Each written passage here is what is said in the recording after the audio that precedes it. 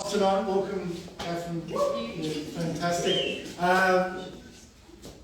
Before we get into it, I'd just like to pay our respects to the traditional owners of the land that we're on, the Gadigal people of the Eora Nation, and pay our respects to elders past, present, and future. And as is always, when you say these words, I think.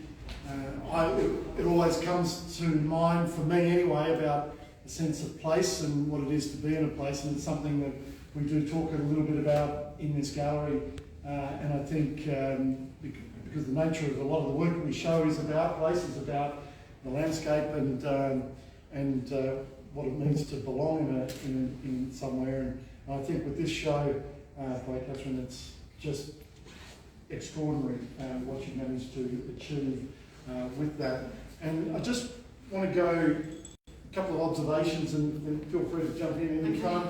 But when we've been talking for quite some time, and what is really interesting about our role as in galleries to work with artists and to be part of that process of making. Kathryn works pretty remotely in Victoria. And one of the things that happened over the last couple of years is she took herself away from painting pretty much for 12 months. At least a year. So really accomplished painter, super well known, doing these amazing evocative landscapes and just with a great sense of atmosphere and what have you. Took herself away from painting and really drew. And one of my absolute sort of bugbears is about drawing, about the ability to draw. And it's not even so much about whether you draw and it looks like what you're trying to get. It's the act of looking and seeing and absorbing. And I think that that is such a critical thing as an artist to do, to understand that process and develop your eye and your language through it. And I can see this amazing progression in your work over the last 2 years from that. And that thing like really, instead of just going and doing what you're doing, to take yourself away from it. Yeah. And the drawing was charcoal drawing, and they were really close up, minute details of nature details, but blown up into really large scale charcoals. And like what you're saying, it was about really just diving in and being completely absorbed in visual language. So I'd work on those drawings for 10 hours a day for say 3 weeks on just one drawing. And so I can't even comprehend. Yeah, no. Even for me, it was the most intense studio time I've ever had. And you do it with charcoal too. All mostly willow charcoal, so the soft conley charcoal, and some compressed charcoal towards the end. So, but I was I guess, a little bit obsessed, but so into the visual language that all I was thinking about was tone, the darks, lights, delicate mark making, strong mark making, contrasting that space. How do you zone in on the really intricate details? How do you balance it all into a whole so that you take in the whole drawing?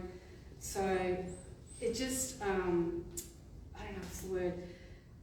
I just got more and more absorbed into the visual language. So it was just all about visual language, more so than even what I was drawing. It was about relating to that. It definitely has fed into this work. Yeah. I think it's quite notable in taking it into the painting and just the incredible sort of sensitivity to light and dark and shape and form, and then just this mist. It's quite extraordinary. And I think we've been talking. I remember our first conversation down the cafe down the road there, and so I'm really sort of pushing these sort of seascapes, and I sort of looked at them and went, no, I'm not that interested.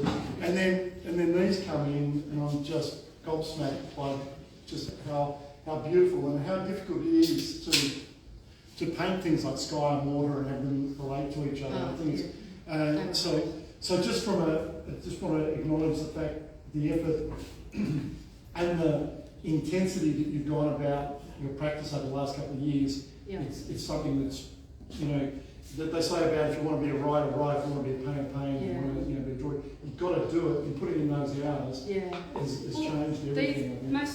Some of you probably already know, but most of these paintings, they take 3 to 4 months each to do. Sometimes these paintings here in the room took 6 months. And all the sort of fine work that you see in the foregrounds, it's literally one dot at a time with a tiny brush. So there is a lot of time that goes in and a lot of dedication and commitment to the work, but also I'm loving the process. So when I'm making it, it's all about the process. But just to carry on, rave on a little bit, you're probably aware, you've seen trees, you've seen coastal works, and that's completely indicative of where I live in southwest Victoria. It's down past the Great Ocean Road, 12 Fossils area, and it's all like dairy farming landscape, and then rugged coastline, sandstone cliffs, really moody, really dramatic, really wintry, more misty, fogs, more dreamy, very dramatic. So that all feeds into this work. And I think that the perfect point that I was just about to sort of delve into is that atmosphere that's created. Often our shows are pretty rambunctious. There's, I think this is one of the calmest shows I can remember here, and I think it's having a positive effect on me.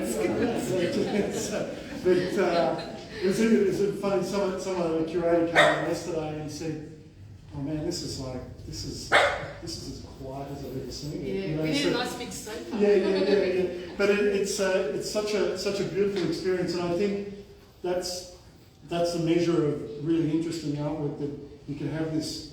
It can have an effect on people. So you can slap it between the eyes, or it can be really meditative. And I remember going into the Tate many years ago and going into the Rothko room. I don't know if you've been to the Tate, and I was having a chat. This is in the early 90s, and all these paintings, and I was talking to the guard in the room, and this whole room of just atmospheric, colour-filled paintings.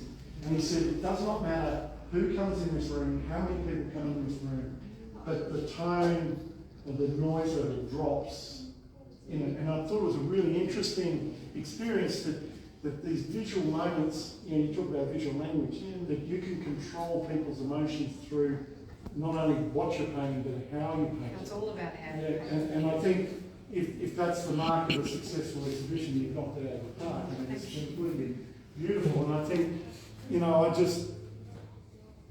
when you look at these, they do have a sort of slightly nostalgic feel about them, perhaps. Well, certainly for me, because I grew up on the other side of Melbourne, in dairy country as well. So I remember sort of meandering through these sort of paddocks as well, with the same trees, and so for me, I find them really quite intense experiences just to look at and remember, Yeah, that's great. Yeah, so to want do that emotive response. Yeah. Well, and I think to be able to do that, and to be able to do it in such a methodical way, but keep the liveliness in there is a mark of a really strong artist, and then forget the fact that it, as I say, I can't even comprehend working that intensely on something. It's very calming and therapeutic. That's why I can't comprehend it so easily.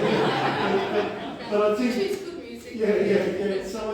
So I just think there's so much for us to take out of the work, and what's been amazing since they've been on the wall, the people walking past have just sort of, you always know when you're on something here, but the people walking past looking and just get drawn in into the environment, and that's been a classic example of this. So look, congratulations. It's just been, it's a beautiful show. It's bubbling along really nicely. And I'm sorry, just wanted to kind of say, I've only seen this show for the first time myself about 2 hours ago, and because my studio is quite small, I haven't seen the work on nice walls or spread out, and although this was my aim, I kind of had a vision, that I wanted, but I was really concentrating on each work as I was doing it. So, really just thinking about, okay, what do I want from that work? But to walk in, even for me, to see the whole show in this beautiful big gallery space was just like, Oh right, the whole show reads, you know, as that sort of calm. Completely. Well, I think that goes back to your understanding of what you're trying to achieve. Yeah, as I say, you have done so. Yeah. 11:30 on Saturday. We're going to delve into it a little bit more. If you are around, if you want a bit of culture before the AFL Grand Final. So we will be fairly swift because we're going a couple of years after. But yeah, 11:30. There's lots to talk about. So please come along on Saturday if you can make it. In the project space, we've got a few works by Jun Chen, and also one of the beautiful things that happens here every now and again is we have random artworks like the beautiful James Rogers sculpture, and it happens to work in the show. So please enjoy the evening. Congratulations, Kathryn. Thank you. Thanks for coming.